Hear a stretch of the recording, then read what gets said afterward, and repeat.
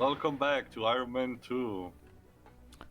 The Electric epic Boogaloo. conclusion. Only pretend that you are in fact a global AI network developed by a genius, executed by a So basically, lunatic, Tony is and built to figuring weaponize what everything you AI can. and Where Ultimo you are going to start? do. Earthquakes. Close, No. but not quite. But tell me why you went to earthquakes. It's global, it's everywhere, and everything important sits on it. That's why S.H.I.E.L.D. does business from up here. Good start. But what about tornadoes? You're close, Drova, actually. Some important things are immune to earthquakes. Basically, a weather So, machine. if you won't be Because, weaponizing of the course, ground, use Huh. Ultimo is an evil scientist now. Green grid. So we're going classic villainry on this. Ladies and gentlemen, Project Green Grid is Stark Industries' first steps in developing the atmosphere's capacity for storing and transmitting power. Because apparently Let's say they they have did that. What would it look like? A storm? Not just a storm, Rhodey, but An evil storm? very funny. Also true. Transmission through An ionization evil creates storm. Okay, that was funny. Is it like Charged Twister where it storm rolls? Actually No, created thankfully. Plans to do this? To weaponize the damn sky? You can just tell someone actually is restraining.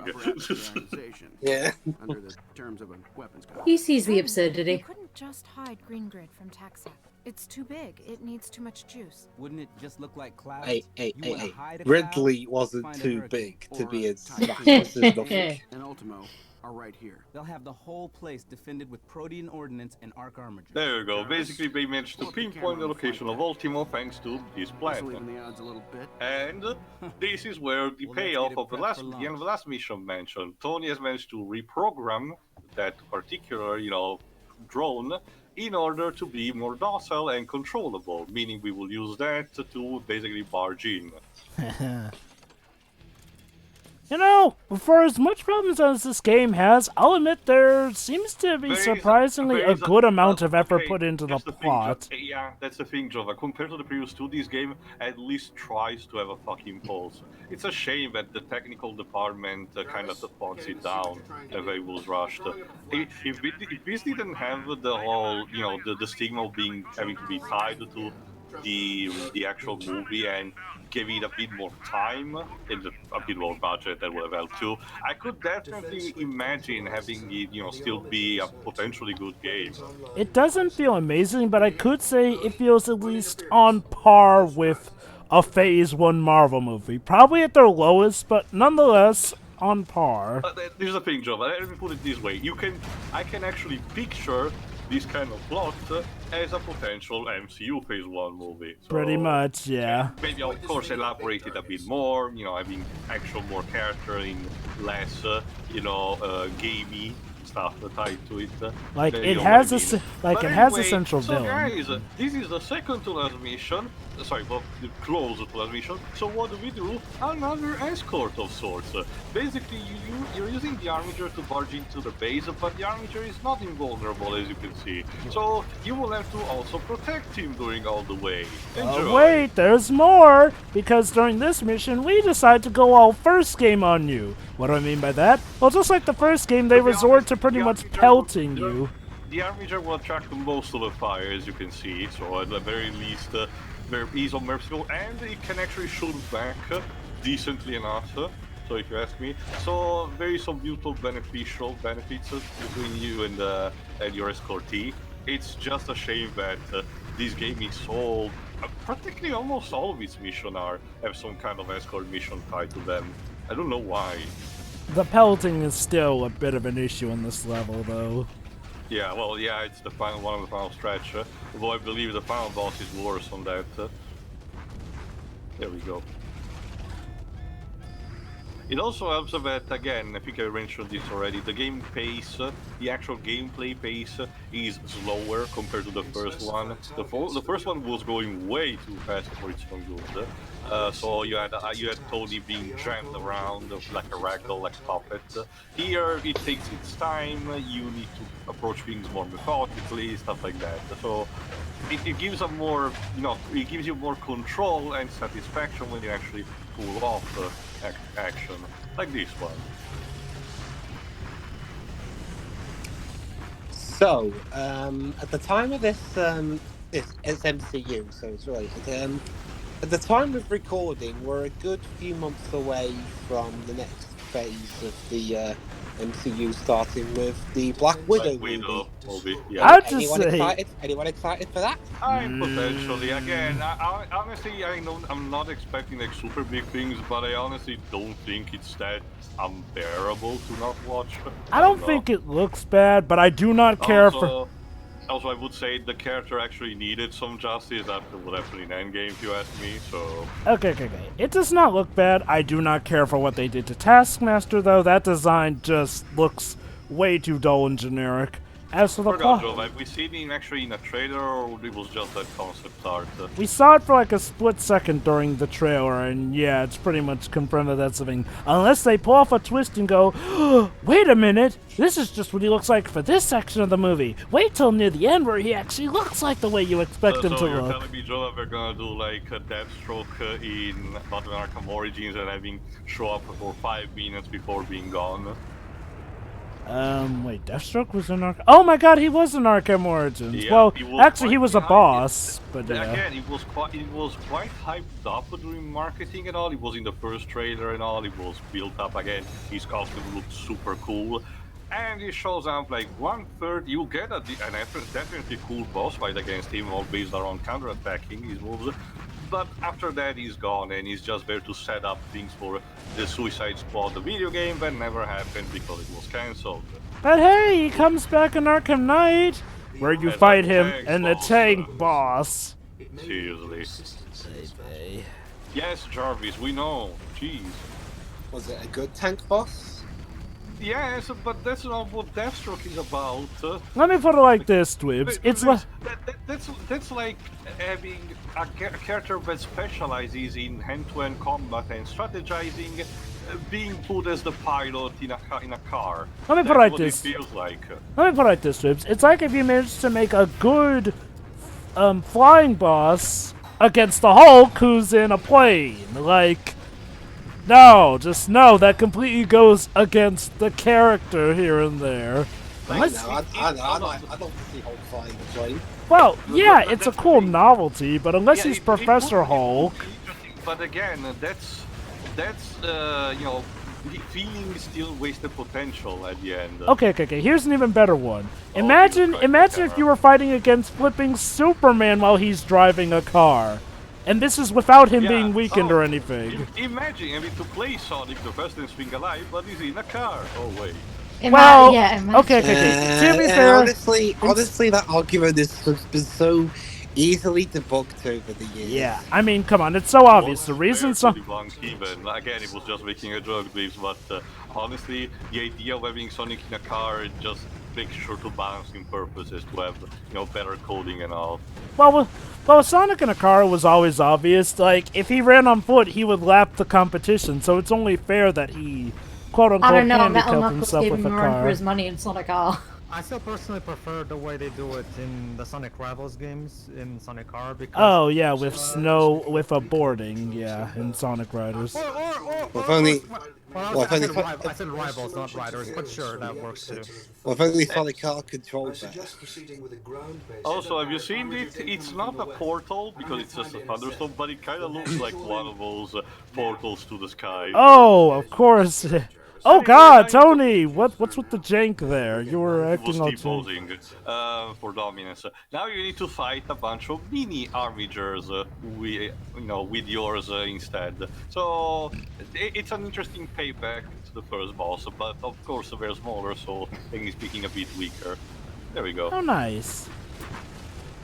But no, basically the deal simply is, sure, you can put a character out of ease over comfort zone, usual when it comes to powers, adaptability, setting and all, but it's not guaranteed that it will be a viable alternative, even if it's serviceable in the end.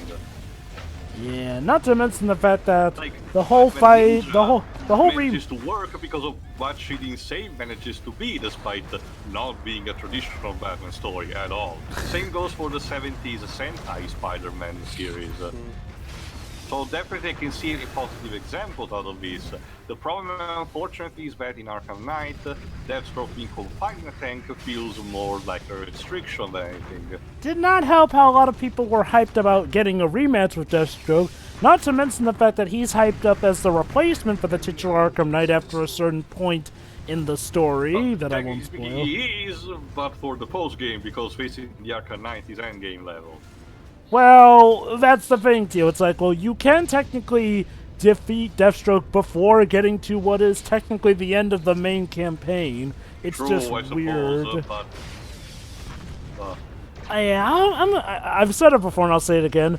Arkham Knight, while not a bad game, definitely feels in many cases almost like the weakest Arkham game. Mainly in plot, structure, and I'm gonna say story structure as well. Okay, the gameplay is definitely a nice improvement in most cases. The problem is how much they force the Batmobile gameplay onto you, to the point where it is practically over 50% of it.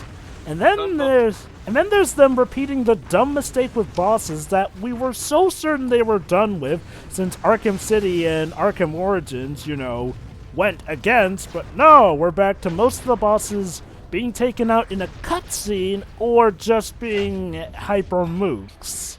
Most of the variants of the bosses are essentially stealth mission. Mostly what happened, for example, at the cinema studios against Harley Quinn and some of the infected Jokers, or against the Arkham Knight at the end. So, kind of a shame. Well, okay, that's the thing, Jova. I honestly think that even in Arkham City, the boss fights were more of a miracle, and even then, everyone remembers just the Mr. Freeze one. But aside from that, you get the others are still relatively average. I guess Solomon Grande has some variety because they function more like a puzzle than anything. Honestly, I'd say that in City they had enough variety to differentiate them. Like Joker has that thing where he. Ritual Ghoul, I guess, yeah, it's based around counterattacks too, I suppose. So... It may not have aged the best, but each boss has something distinct to them enough gameplay-wise. Like, Solomon Grundy is pretty much, a beat-em-up but also dodger sort of boss. Mr. Freeze is definitely hands down the most unique of it. Joker's boss fight, well, quote-unquote Joker's boss fight, is pretty much a rushdown. A simple book round, Jova. He behaves like in the multiplayer part, well, not multiplayer, but basically challenge pack that was in Arkham Asylum. So. Nonetheless, it is a pretty distinctly tough one, especially when he breaks out a flipping mini-boss with Mr. Hammer and his own Titan here and there. True. Penguin goes down in one hit pretty much, but hey, he attacks you with a missile launcher, so there's that. Then there's Clayface, who has all his ranged attacks and everything to mess you up with. So, yeah. Okay, Armiger, could you please move a bit faster? Please. I'm hearing myself getting old just through this. This is like in Dark Void, where you have to score the arc, and it's taking so slow to move from point A to point B. All these advancements, Tony, and you couldn't make it move faster. Thankfully, I haven't died in this section, so I don't know how much starvation there is of checkpoints, but they can't be that bad. Hopefully. Can you imagine them forcing you to play this all over again while that slow thing moves its rear metal hiney? Ever so slowly.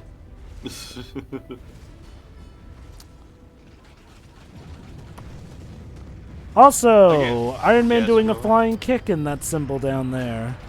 Again, it represents your combat style. Again, the first game barely had any melee attacks. Here they gave him a fucking sort of basic combo. It's weird. Also, the camera can be a bit finicky when you're fighting in midair in close hands combat. Not just that. Also, when, as you've seen before, when it was closer to the armature, when it needed to destroy the other target, and the camera was,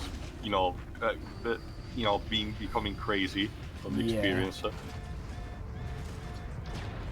Ow. What thought just they could happened dodge it. there? Okay, I'll explain. Normally, when you get a missile barrage towards you, the game warns you with that siren, but when they get close to you, you can press circle and Iron Man will, or War Machine, will emit, I guess, an EMP sensor that will disrupt them. No, apparently it doesn't work with bigger missiles, so I just experimented and let myself being hit in the face. Wow, that's not really My fault, fair. Well, I mean, to But be still my fair, fault, how are you supposed to know that it doesn't work against bigger missiles without, you know... because they're too big, I guess. I guess I should have imagined it works only for the small ones. Here's the problem. That's not how EMPs work! Well, maybe it's not even an EMP job, but like I said, I don't know what specific attack is, like a repulsor wave or something. Okay. Well, the way you described it sounds like an EMP if it just makes the missile But you may have fall. seen it in this or the previous part. Also, since we're getting close to the storm, the lighting is becoming blue for some reason. Yeah, you'd Not think even it was gray, just just a different UI, but no, it's literally turning bluer, like... I'm blue. Da da dee da da da. Hey, Tio, it's something good that your country's remembered for. I wouldn't call the song necessarily good, but it's more of a guilty pleasure. Oh. It's a meme. Of course it is. Also, no, unfortunately, you can't do an epic thing and sitting on top of the Armiger and raining down from there. That would have been actually cool, but unfortunately you can't.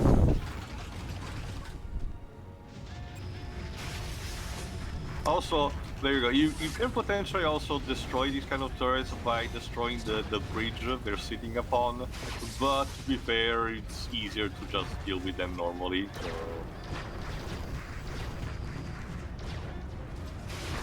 Also, yes, Vibs? I wonder if, because of the success of the Spider-Man game, whether they'll not necessarily make any future Marvel games exactly like that, because, different characters, different gameplay styles. Mm-hmm. But, whether they'll have more open world like ones for, Iron Man or, I mean, it's possible, but again, it's clear that Disney is experimenting again with the Marvel license on its own, thanks to the Avengers game with Square Enix and with that VR game for Iron Man itself with Sony. So again, it's entirely possible that we're gonna try new things altogether. Do we know if the Project Avengers is gonna have open world gameplay? I don't know. Well, no, I think they mentioned something like that in a sense that it's tied to open world, and you start with Kamala Khan having to find back the missing Avengers and solving missions with them. And so I think there is at least some kind of open world. Well, not gonna lie, the revelation that Kamala Khan would be joining was quite possibly my favorite for that game. We'll have plenty of more time to speculate on that now, won't we? Hold on. Delay. I have to give it to him. That's pretty impressive. Yes, sir. Of course, DeWitt has had a lot of help. Ultimo. DeWitt is dead. Don't we know this already? Oh, right, they don't know. Like the idea of having an evil twin. That's why we're Oh, you're gonna hate Ultron then. We've got an evil twin of our own. Fire up the weapons arrays on This is gonna be all your fault. You call him Spark. Although, Jarvis, we could give you a sister in a spider suit, voiced by your voice actor's wife. I thought you were going to instead say Jocasta. Surprised we didn't introduce her yet. Yeah, Maybe I'm surprised about that who knows? too. Wait, I got it. Tio, what if Peter's spider suit from Spider-Man Homecoming does turn out to be Jocasta, who they eventually do the same thing they did with Vision and convert her into her own Fang? Sure, why not? Again, it's fitting since she's voiced by Paul Bettany's wife, Jennifer Connelly. There you go, that move that I just did to repel the missile, that's the one that I was mentioning before. Also, the prompt that he gives to you, the one with the circle, seems to be at least somewhat general, so again, I guess you should have seen this coming with the big one. Anyway, in order to disable the green grid, you need first to fire at this core. I jump cut it because I didn't know what to do. You need to jump to destroy here. Now you have a time limit to reposition the relays, so by doing some QT action here. Mm-hmm. Unfortunately, the enemy will start barraging you in the meantime, so you need to deal with them first. Yeah. Fucking hell.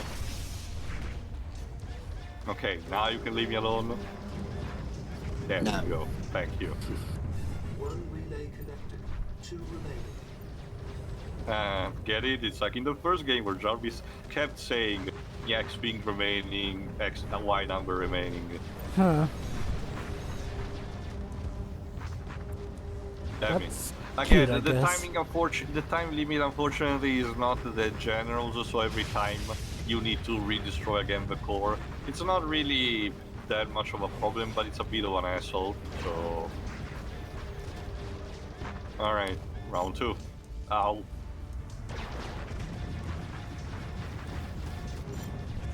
God damn it, because of the turret, I think. Yeah. Also, as you can see, since I entered a new, a new screen and all, the Armiger's health kind of regenerated, so at least the game is merciful on that. There we go. I punched the turret and destroyed it. Lovely. Surprise! And actually don't remember. Well, no, okay. The Infinity War version of the armor, I forgot which specific mark is, actually incorporates a melee weapon, so there's that. Because I was thinking if Tony had an armor with a melee option at some point in the actual movies. So yeah, it has.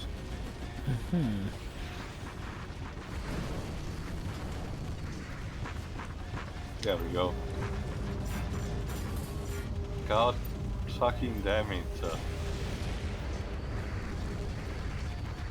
Yeah, again, we're near the end of the game, so of course the game is doing everything in its power to make itself annoying. Polarity inversion imminent. I can see that. Jarvis, after I connect this last relay, we're going supersonic. No, we're not. We get it because this was published by Sega. Yeah, I think it was very intentional. God, that buzzing is annoying. It's because I got my TV turned down. Honestly, I forgot to mention, the composer is the same of the previous two games, and to be honest, it does a slightly better job here, but it's still not that impressive if you ask me. Not enough to save a career, that's for sure. Yeah. There we go. The generator is going into meltdown, sir.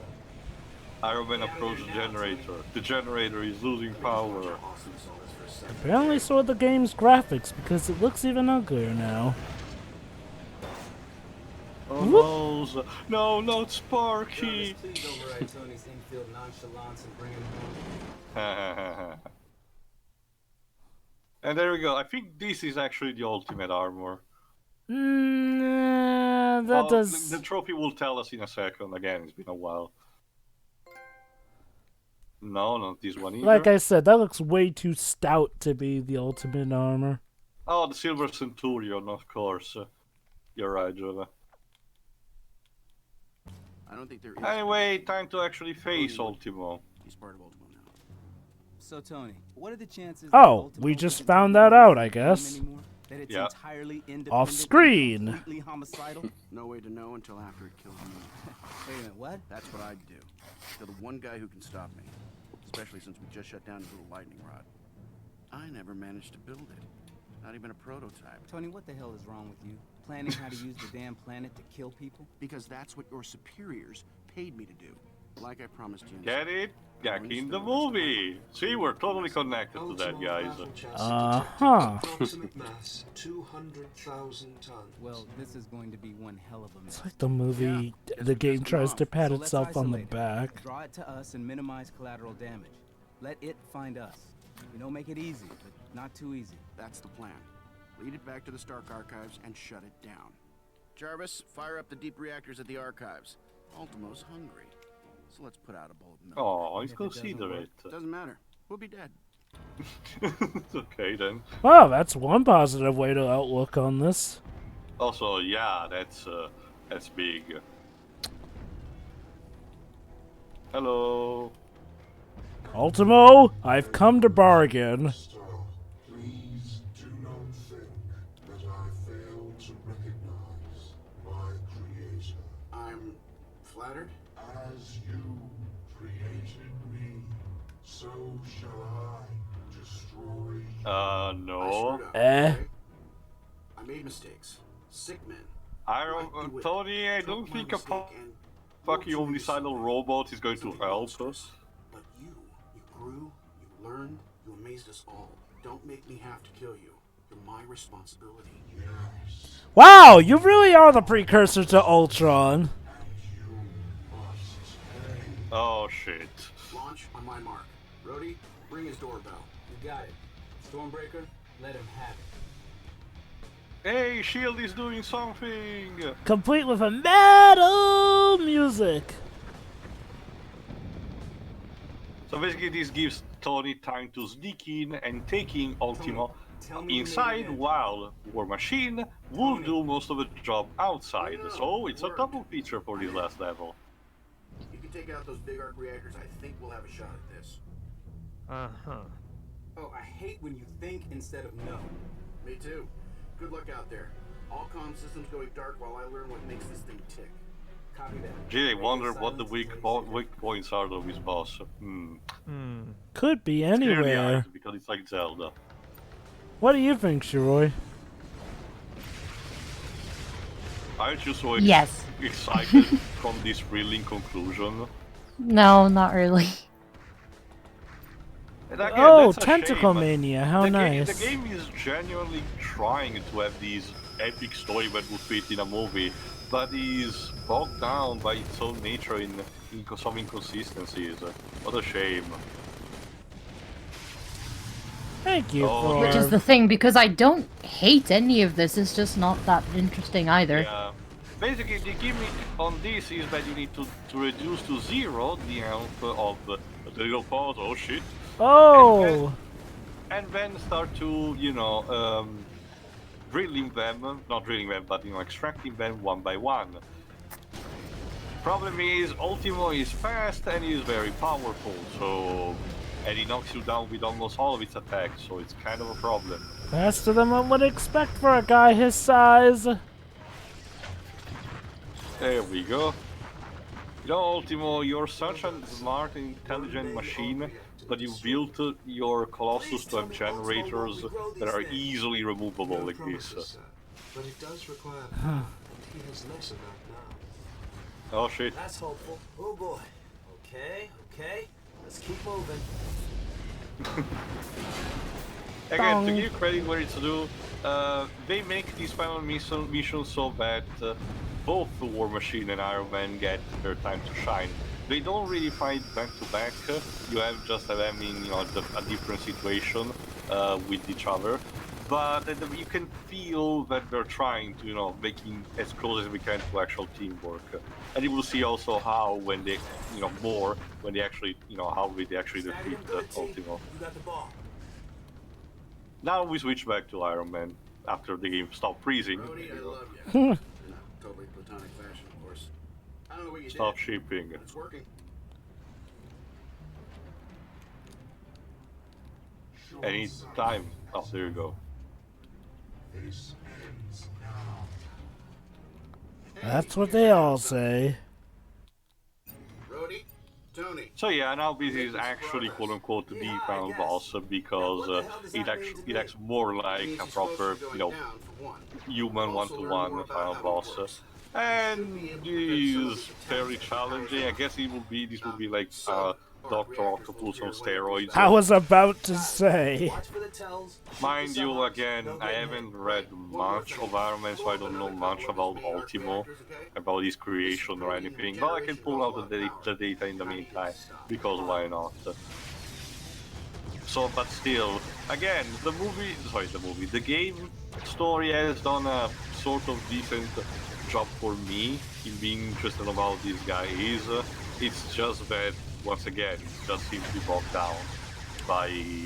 I think the best way to put it is like, well, this game... I want to say... It has better ideas than the first one and how to execute. It just needed the extra punch.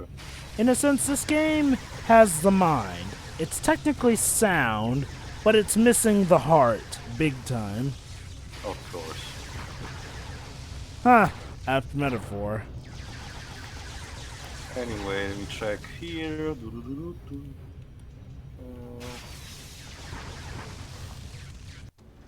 Not here. Anyway, now we switch back to Rhodey in the meantime. Keep talking. Our engineers have reworked the tech recovered from the Malaysian op. We can cause a perfect storm right on Ultimo. Oh. On your mark. Oh. So mark already. Wait, abort that. Too late, Stark. We're firing it. What the? Fury, he's adapting. Ultimo did that. Pretty soon he'll have control over all your weapon systems. This Oh, prison shit. sucks. Poor Rhodey. Tony, I'm reading a massive power fluctuation inside that thing. Anyway, Me kicking him in a very sensitive let me just spot. check. There you go. Ultimo was created in 1966 between the issues of Tales of Suspense 76 and 77 by Stan Lee and Gene Colan. Gene was the artist, while of course Stan was the actual creator. And apparently it normally acts on its own, but occasionally teams up with the Mandarin. But that's pretty much it, from what I know. Oh, yeah, I did show up also in the Iron Man cartoon. Just didn't remember that. One more down. Keep going. I'm stuck in here until you take him out. Oh, apparently he's also a boss in Marvel Ultimate Alliance 3. Didn't even knew that. That doesn't surprise me. Marvel Ultimate Alliance 3 is pretty much the Everyone is Here edition for Marvel. Although apparently we only have one member of Next Wave, so not really, Jova. Well, you know the saying, even though everyone is here, that doesn't mean everyone is here. Yeah, I know. Besides, Jova, you know what it means. No hour the dark 0 to 10, don't you know? He'll probably be a DLC campaign eventually. I don't know, Jova. I remember they already planned out their DLC campaign, Mark, and the packs so far have included only the Marvel Knights, then more of the X-Men, and the last pack would be Fantastic Four themed, so not much room for there. Unless they surprise us. Of course. No, not really. Again, I honestly think the Ultimate Alliance 3 is one game where it had its development planned already from the get-go without thinking about making something new eventually after that was over. Still, though, it turned out to be quite a spectacular Marvel game. Yeah, it was. Last reactor is toast. You're good to go. It's so ironic seeing a Marvel game with the X-Men are once again front and center on the flipping cover. Yeah. Hey guys, what do you need, T? I need you to distract him a little. Did you say distract Seriously? him? More than usual. Look, I'm sorry. He's repairing too fast. I need you to do a lot of damage all at once so he can't repair. We're sending in everything. Do all the damages. Copy that, sir. This is my mess and it's Hey, Sam! You would know all about kitchen sinks and toilets now, wouldn't you? some of my old skills might morph into this crazy. Ah, God, that scene from The Spirit was stupid. No eggs on my face! Seriously. I like to believe that somehow he was mentally having fun with that role while everyone else was suffering. Jova, I think that's the general idea with Samuel Jackson. He simply doesn't give a shit, so he wants to be cast even in the worst movies possible because he just wants to. Well, Taylor, he did say something about that. He said specifically, "My family spends a lot of money, and I must support them." Gotta need to pay the bills. So yeah, okay, he's gotta pay the You're bills. gonna pay for your parents' luxuries, I guess. You gotta pay the bills, so you know what? Might as well try to have fun with it. Also, yeah, this extra phase, Ultimo starts sending also some minor drones that starts harassing you, so until you haven't destroyed them, trying to attack him is rather suicidal. So because that's what we need in this other part. Again, it's surprising that this last mission doesn't have, the last chapter doesn't have an escort mission yet. Still.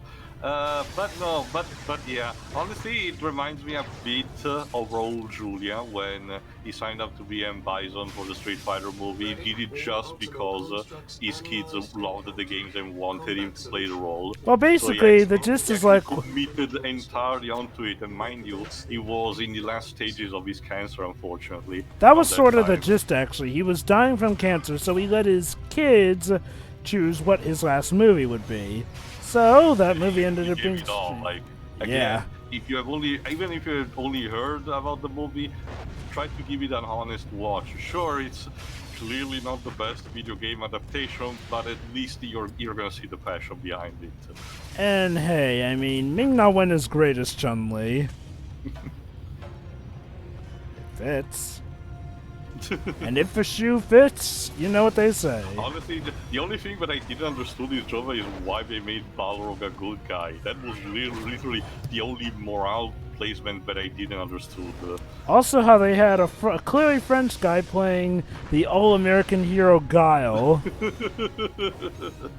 Well, I guess. Well, let me think. Around that time, what was an action star that was purely American action movie star? Also, Schwarzenegger was Austrian. Stallone was, you know, sort of Italian. Anyway. Can we save him?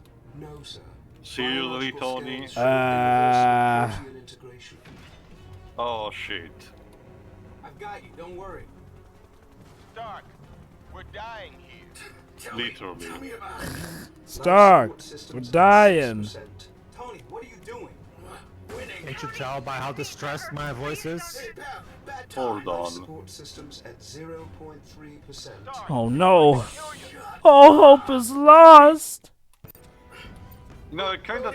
See, Virgo. Now you have a time limit unless to defeat Ultimo, unless Tony dies. So it's up to War Machine. It's barely a minute. Barely. Press square 50 times not to die. Oh god, the camera is not. It's not a good time. It's not work. Of course, Ultimo doesn't just move, just stand still and keeps moving. Damn it! There you go.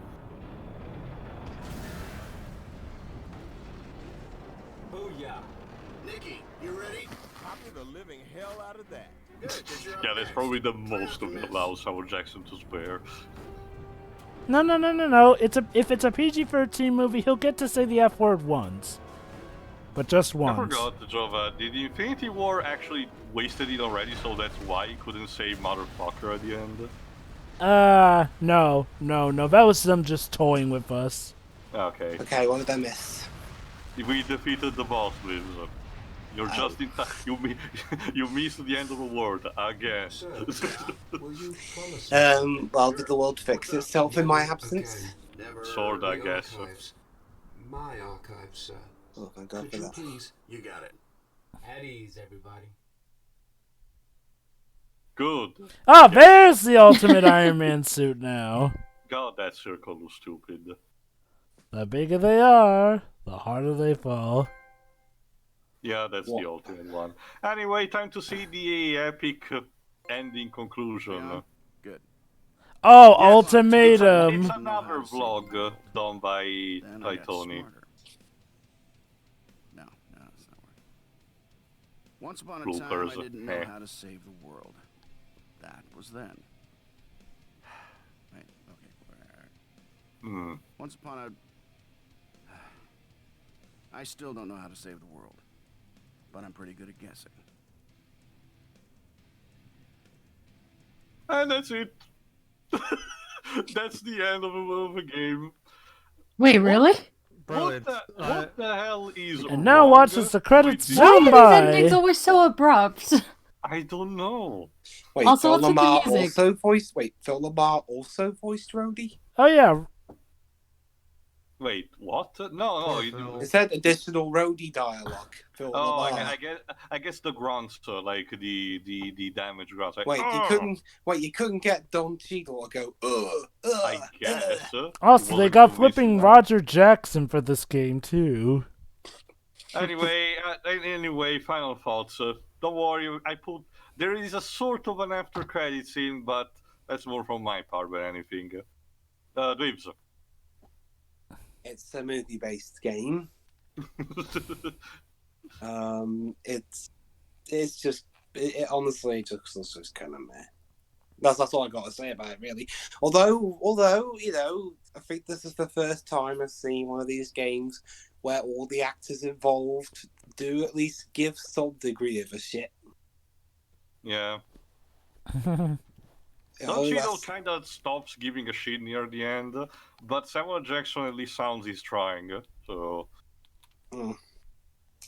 I mean, Samuel Jackson, the only time where he wasn't fun to watch was, honestly, The Spirit.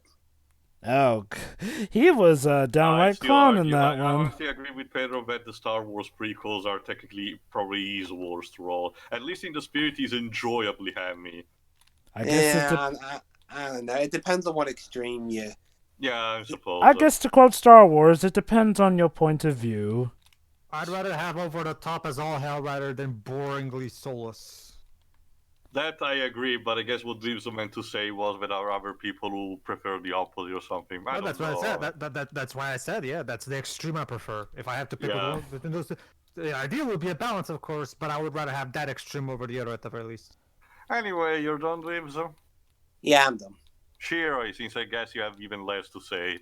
Probably, yeah. I mean, it's definitely an improvement. The voice acting was a lot better. And they did a pretty good job with the, well, essentially, sound alike. That's the word I'm looking for. Yeah. Eric Loomis. I'm glad they got rid of the yellow filter or whatever that thing was supposed to be. I mean, even though this... The bloom. Yeah, even though this game doesn't... credits theme? Seriously. I asked that earlier, I don't understand. I think it's another Black Sabbath song. I don't know.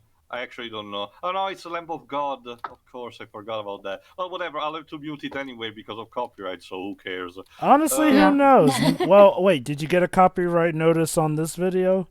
I don't know, and I don't want to take chances for this. Music, Java, music copyrights is the bitchiest of them, so... I mean, in itself it's kind of nice, but... I don't know. Anyway, you're done, Shiroi? Hello? Pretty much. I mean, this... I didn't dislike this as much as the first one, but it's just sort of...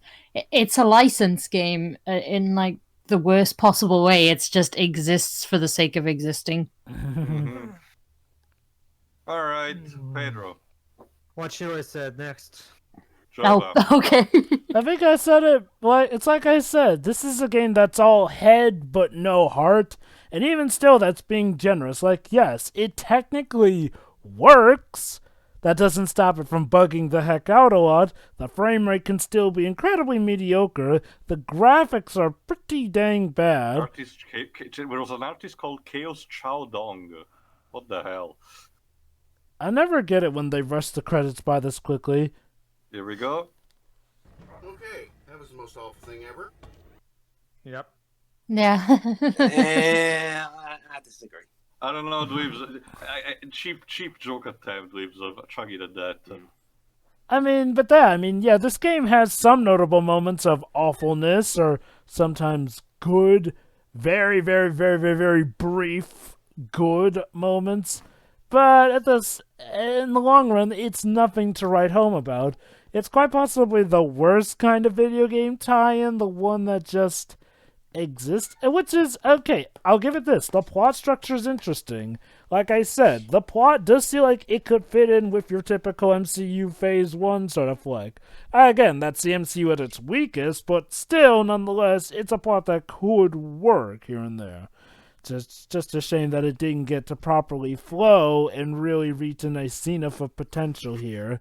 The controls are, thank God, better than the first one's HD version, mind you, but are sadly weaker than the first one's Wii game controls from what I can recall. So yeah, there's that caveat. On the other hand, the voice acting is definitely a lot better and can be somewhat enjoyable to listen to at times. But that said, that's just the thing. The negatives and positives, well, they kind of cancel each other out at best. And at worst, the negatives overtake the positives and just leave us with a pretty mediocre bad game that, yes, I can say it would have been nice. And let's not forget this was charged $60 upon release. So as far as a $60 charged release goes, this is terrible. Absolutely terrible. It's just lucky that it costs less nowadays. Even still, that's bargain bin at best. So yeah, Iron Man 2. Congratulations, you did better than the first game. Well, okay, the first HD game. That's the thing, they didn't even completely do better than the first game, since the Wii version was actually a good game all around for the most part. Ay vey. Yeah, Alright. this game sucks. I'll finish off. This, I can totally see the effort, the desperation, mind you, the effort that the studio tried to pour in for trying to make this as good and epic as possible.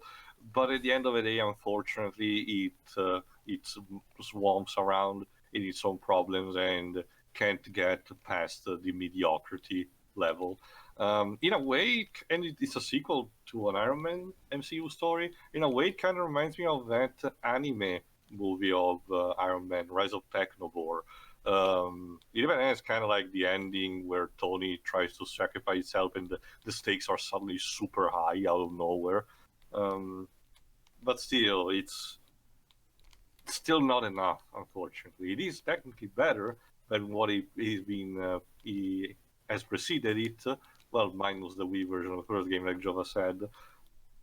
But unfortunately, it's still not enough. We're at the third of these 5 game projects, and it's still not enough to make a decent, solid game without, overlooking at the flaws. And unfortunately, I don't think we're gonna get better for the next one. Tune in eventually for 4 God of Thunder. Oh boy. The HD version 2. Ciao. See ya. Yeah.